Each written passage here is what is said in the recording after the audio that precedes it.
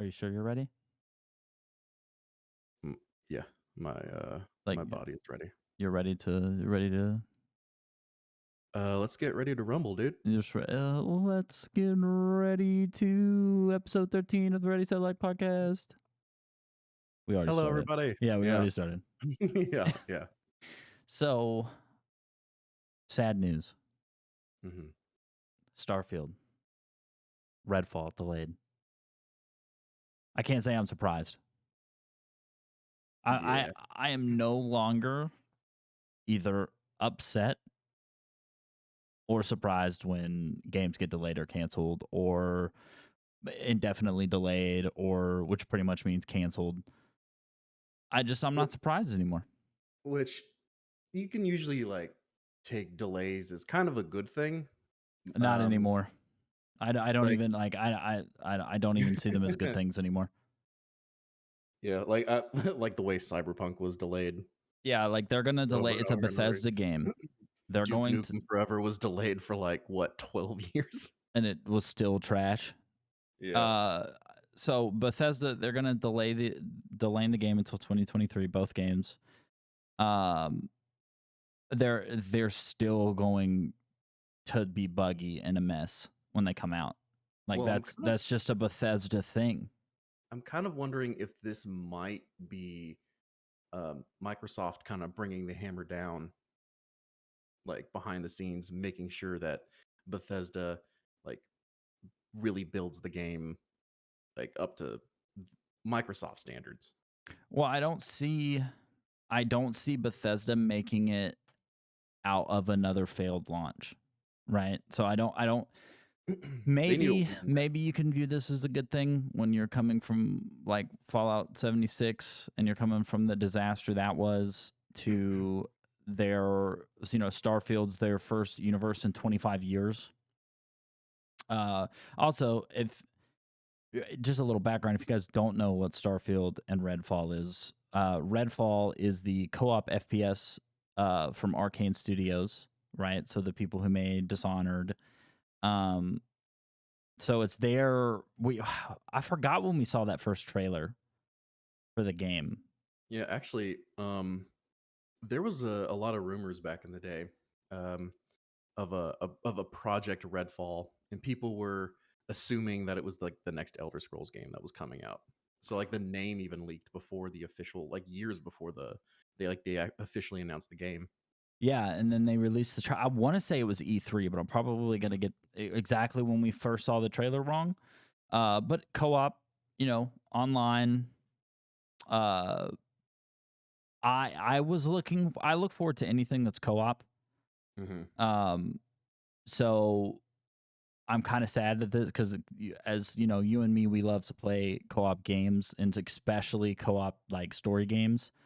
I'm looking forward to this one.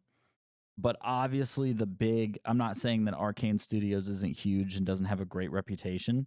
It doesn't make great games. But obviously, the big one that everybody was really, really excited about was Starfield. Yeah, which I haven't really been getting excited for. Like, just, seeing how Bethesda's been doing recently and the fact that we haven't seen any gameplay.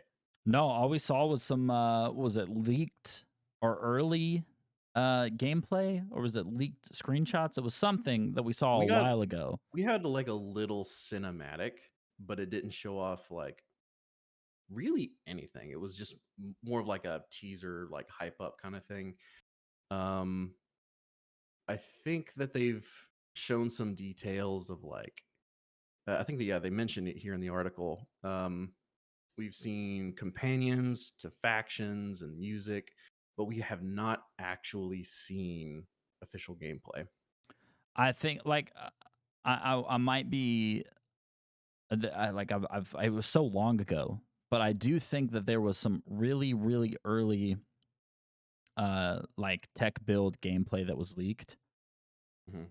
I'm not going to 100% say that that was true. Maybe it was another game, but I'm almost positive it was Starfield. And I mean, it was like rough, rough gameplay. Like some really, really like, I think it was still like gray box style stuff. Um, I don't know if that's true, so don't call me out on it, but I'm almost positive I saw it, but that might not be true. But Like Starfield really needs to be a win for Bethesda, or else people are going to be like, they pushed back the next Elder Scrolls game yeah, for for the this.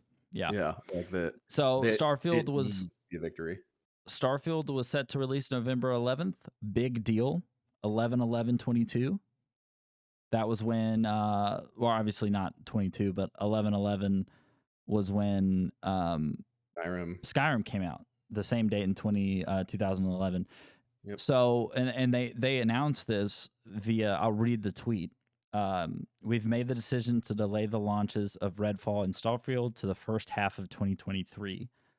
The teams at Arcane Austin, those are the people making Redfall, and Bethesda Game Studios have incredibly ambition for their games, and we want to ensure that you receive the best, most polished versions of them.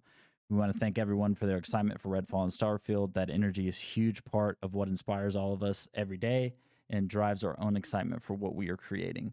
Can't wait to share our first deep dive into the gameplay for both Redfall and Starfield soon. So obviously, they're going to show the gameplay during the Xbox Bethesda showcase. I Mm. assume, June once 12th. again, yeah, it's June 12th.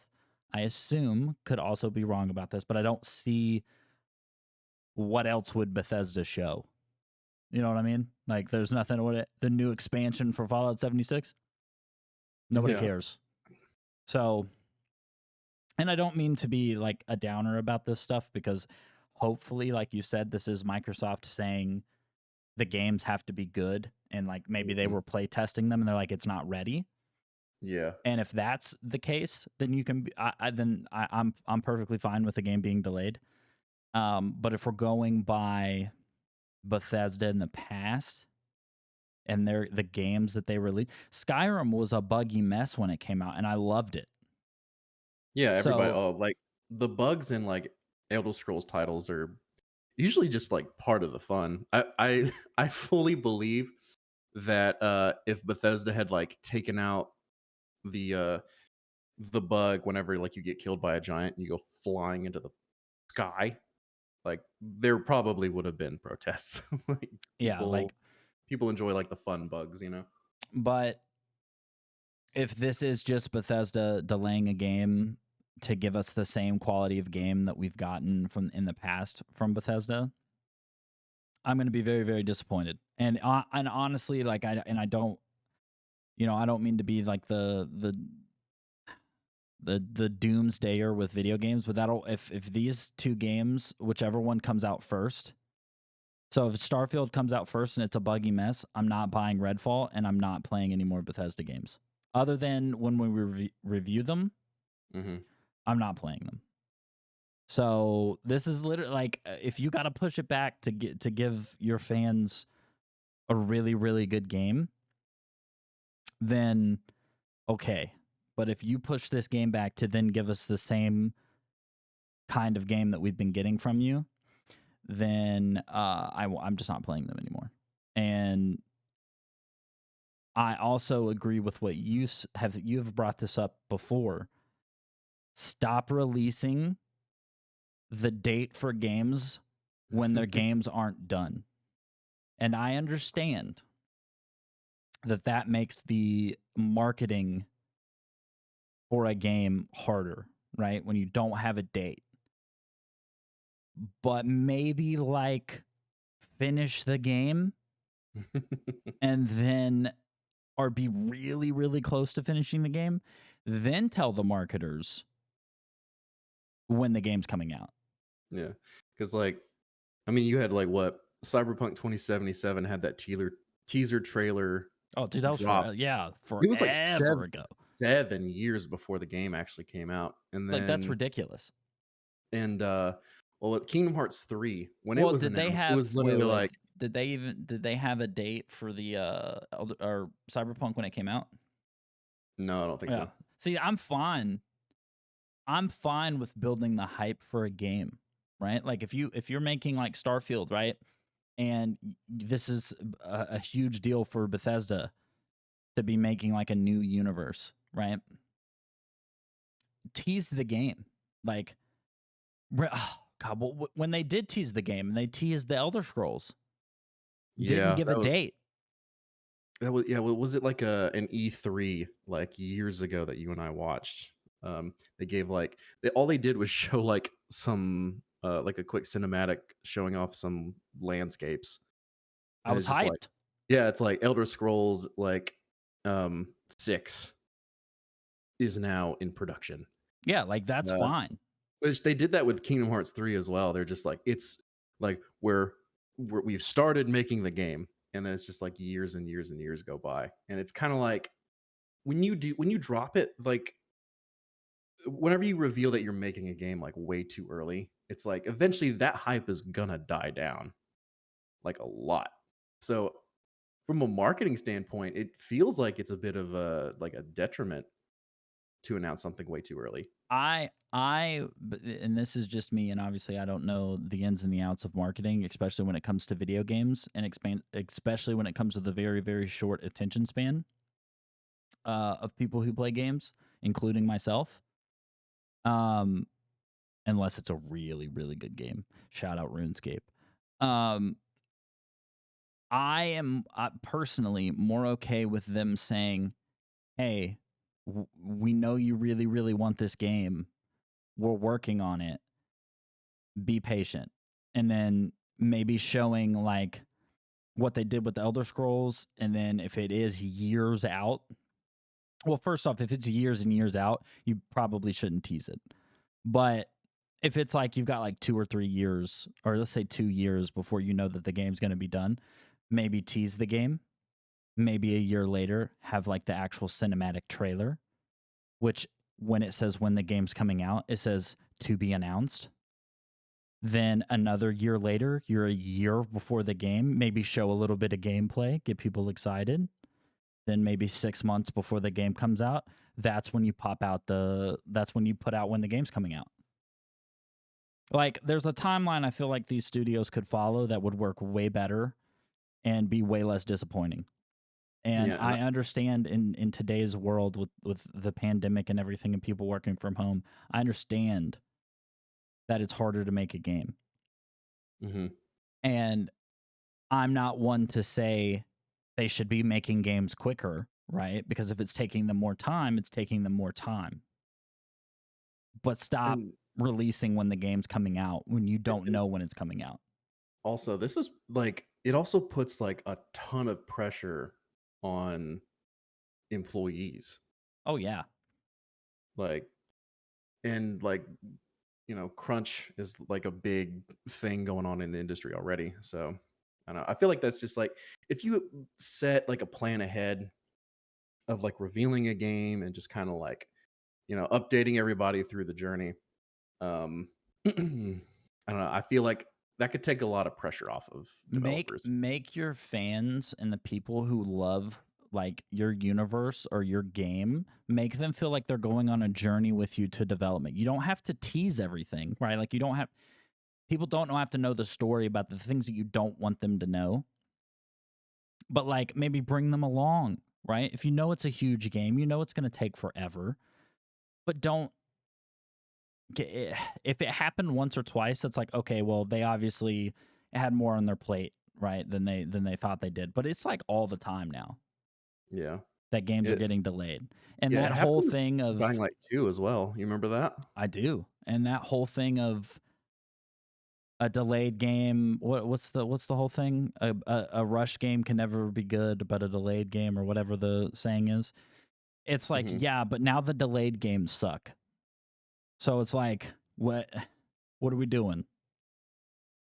Like, So this would be an like, excellent questions to bring up to, like, a developer. it would be. And I would if any developer listens to this podcast and wants to, I understand if you cannot talk about the games that you are working on currently, but if you could talk about the past games you've worked on, I would love to. And this is not like one of those things we're going to bring you on and like yell at you. Like I'm genuinely like I'm Mhm. interested in the process of making a Oh, game. yeah. Like I really, really am. Like, just knowing how these decisions are being made, like, how all of these, problems are being handled. It would just a little transparency would be nice. Yeah, because I just want to like I really want to know. Like I really want to know who makes who's the one that sets the release date. The devs know that the studio is setting a release date that they're not ready for. Like stuff like I'd really and then it always goes back to Anthem, right? To where they showed the trailer and the devs were like, "Oh, that's the game we're making." Like they didn't even know. Like that I want to know if that's something that happens a lot or is that why Anthem was so bad? Hmm.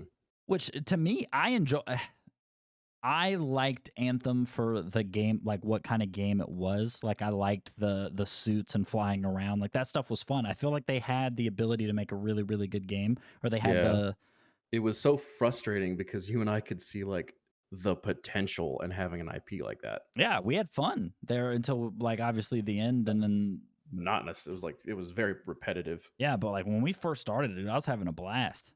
Yeah. So speaking of EA sucking, EA gets back into Lord of the Rings games, right? So a new mobile game from Middle Earth Enterprises. EA is partnering with them. Uh, EA's Capital Games, the studio behind the billion-dollar Star Wars. God, it's worth $1 billion. $1 billion Star Wars Galaxy of Heroes. A free-to-play title called The Lord of the Rings: Heroes of Middle Earth. It's a collectible. Shout out microtransactions.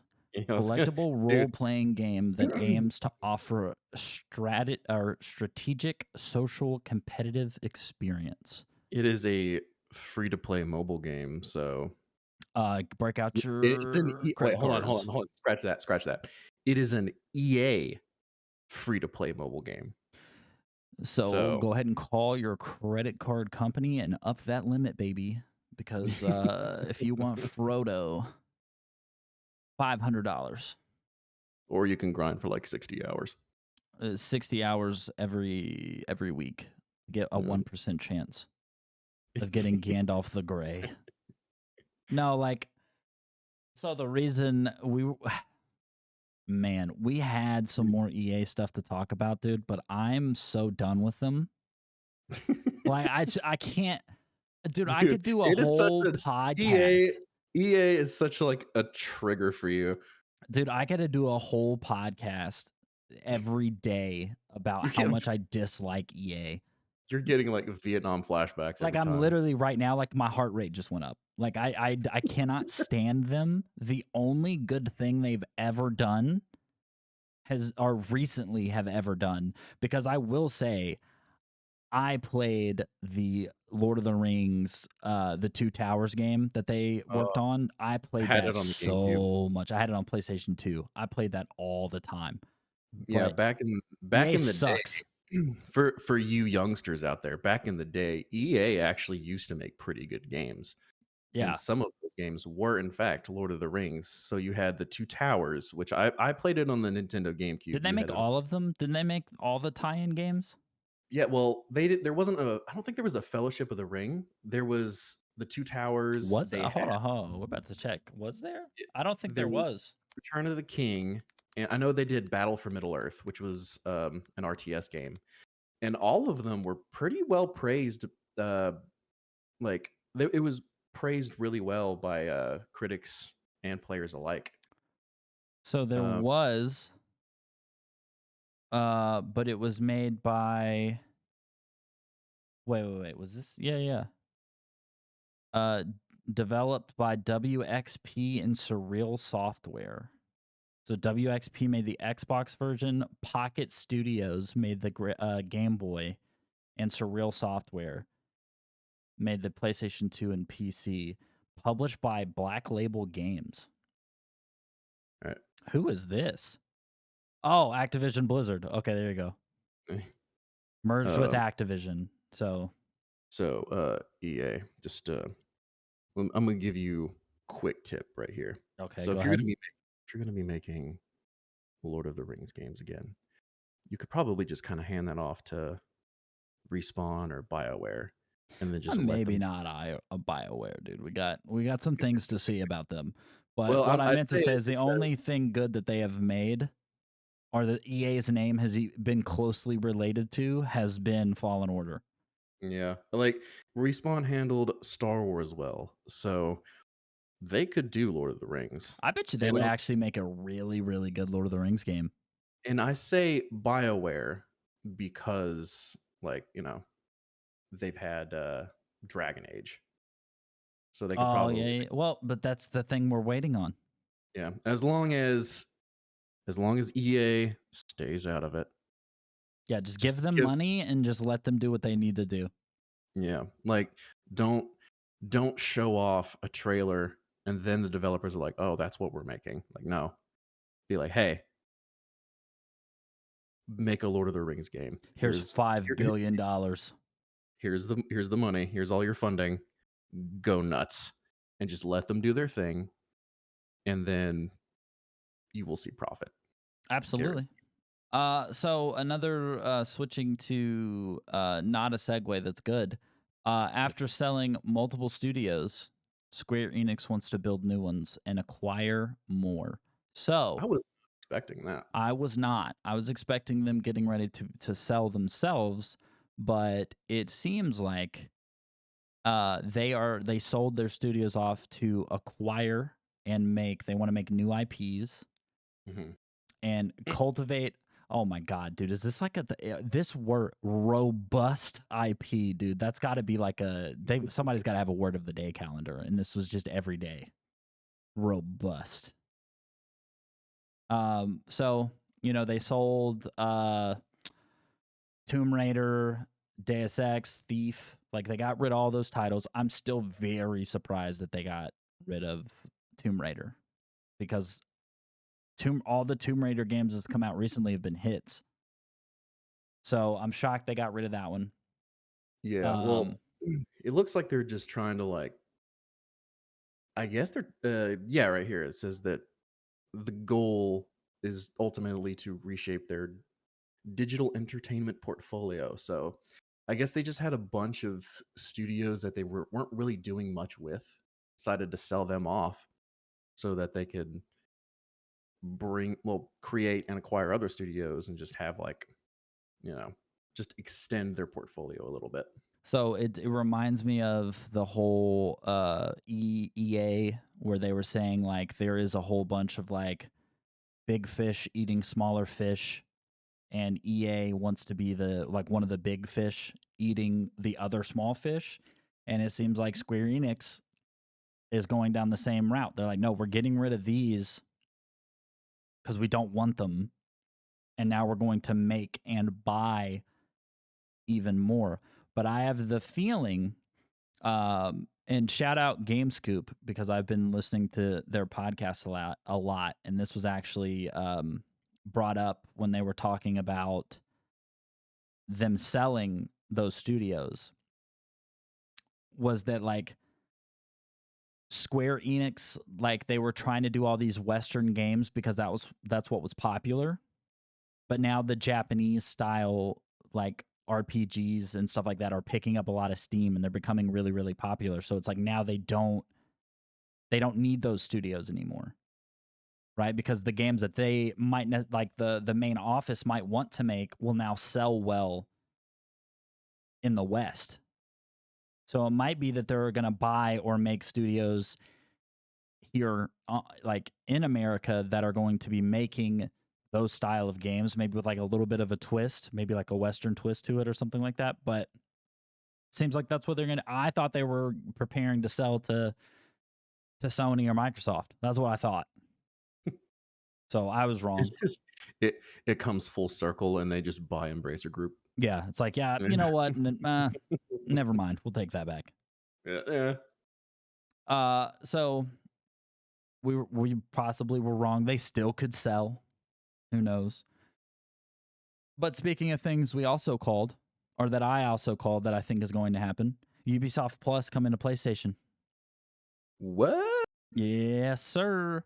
So Ubisoft Plus will have Ubisoft Plus Classics on PlayStation via the what was it, the 15.99 PlayStation Plus kind of package deal thing, right?